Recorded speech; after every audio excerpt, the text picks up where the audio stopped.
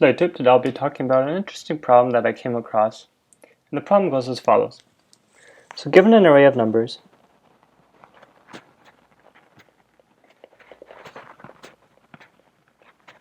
all numbers appear twice except two numbers. All numbers appear twice except for two numbers.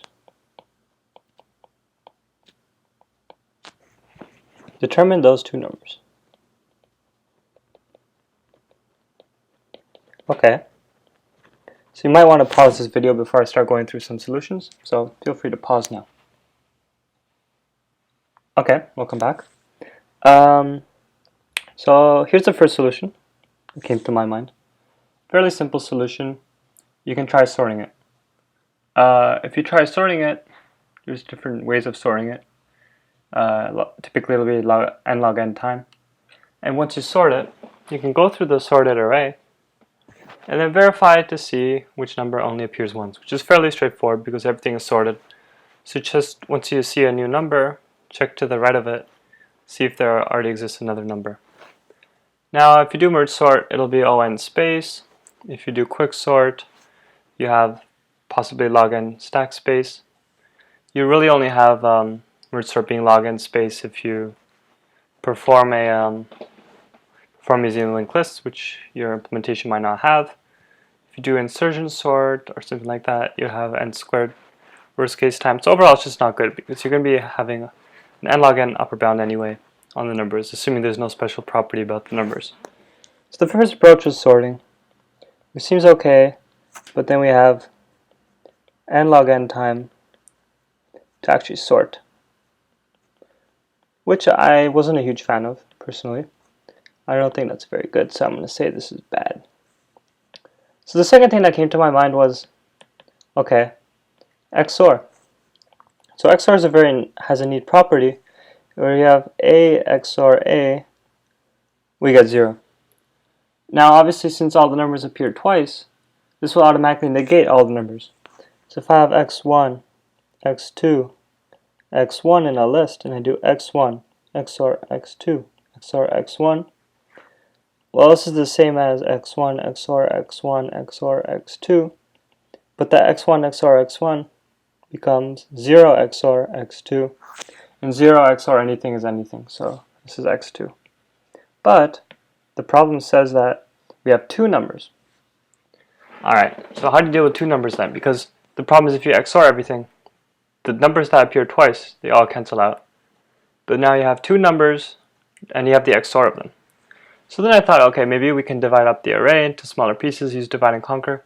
But anything I came up with is T of n equals 2 T of n divided by 2 plus O(n), the recurrence relation for a merge sort, which is n log n. So that doesn't work because we're getting back to our sorting case.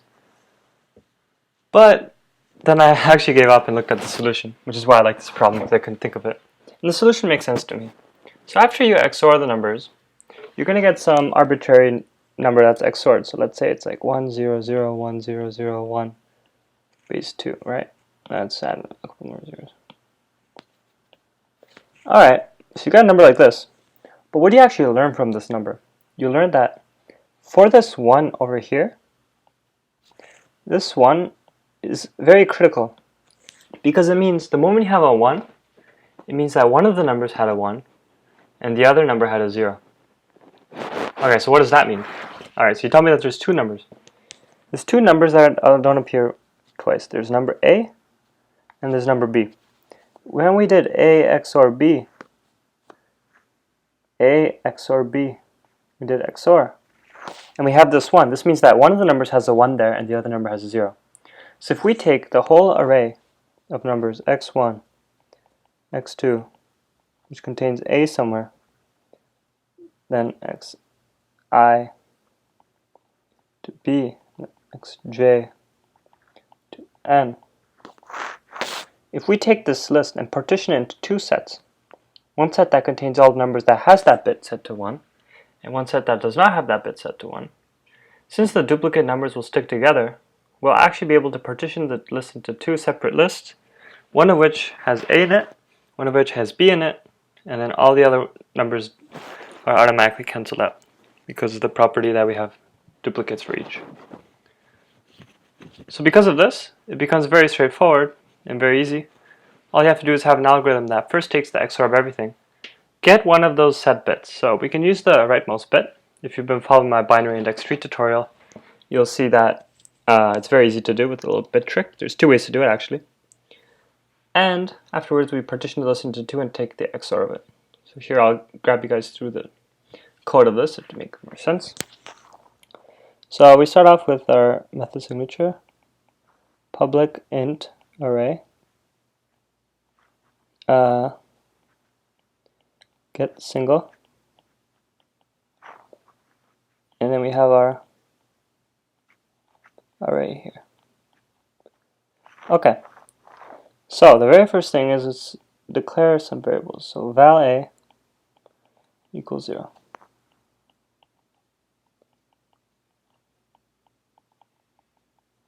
So val a, we're going to use val a for the very first XOR of everything. Val b will be the XOR for the a, and val c will be the XOR for the b.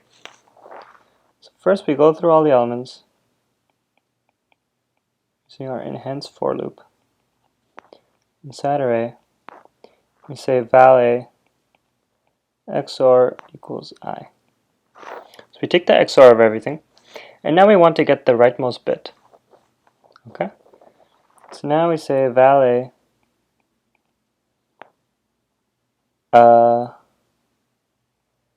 and equals negative val a. What does this actually do?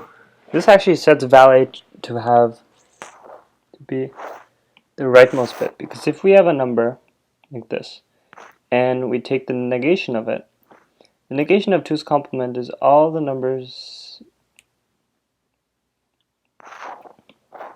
all the bits flipped,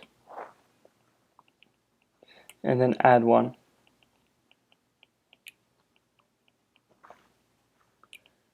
When we add this, we get that. So let's say there were a couple more digits up front. So it's actually a very bad example. So let's take another example here. 0, 0, 1, 0, 0, 1, 0. So you flip all the bits and then add 1. So this is what you get. So you get this over here. So intuitively, what happens is any bits to the right that were 0, so the rightmost bits that were 0 all become 1. So when you AND the 0 and the 1, it becomes 0. But since you AND it with, you add 1, all the rightmost bits that were 1 will all become 0 because you're carrying over that 1 until the very first 0 that you get to.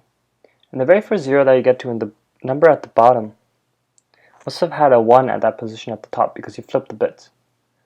And that, since that becomes 1 and the other one becomes 1 and all the other bits are flipped, that will be the one bit that will remain in common and will become 1. So this is how this val and equals negative val 1. Another way of removing it, by the way, if you want to just remove it directly, you can do something like this, val equals val a and val a minus 1. It's just another trick in case this shows up, something like this. Okay, so we do this. Now we're going to go through all the numbers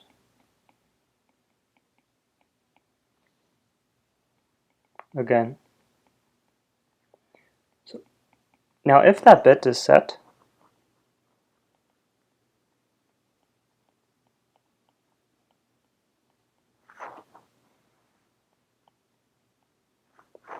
then we're going to say, okay, let's add this to val b.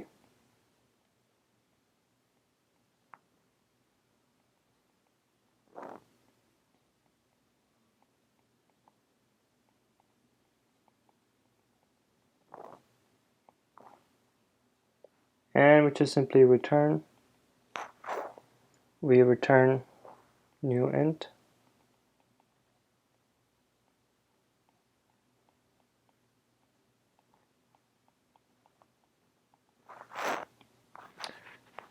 So we get a very nice complexity here. Time O(n), the space complexity of O1. Because we only store 3 integers and we only iterate through the numbers twice. The whole number, which is O(n). So yeah, I hope you guys enjoyed this video, and hopefully it makes sense. Thanks for watching.